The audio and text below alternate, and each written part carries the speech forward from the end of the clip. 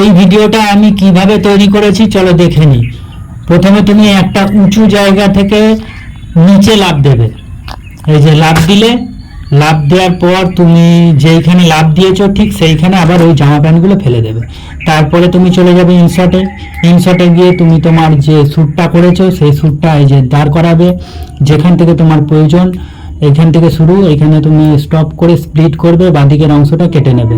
তারপরে যেখানে লাফ দিলে সেখানে স্টপ করবে, স্প্লিট করবে, স্প্লিট করে মাঝের অংশগুলো কেটে নেবে। মাঝের অংশগুলো বলতে যেখানে তুমি লাফ দিলে তারপর থেকে তুমি চলে গেলে, গিয়ে জামা প্যান্ট ছাড়লে, নিয়ে এলে জামা প্যান্টগুলো, তো ওখানে স্টপ দেবে।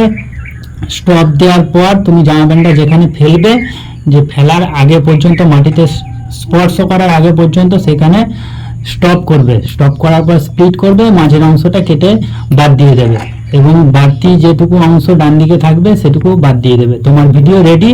এবার তুমি এক্সপোর্ট করে দাও।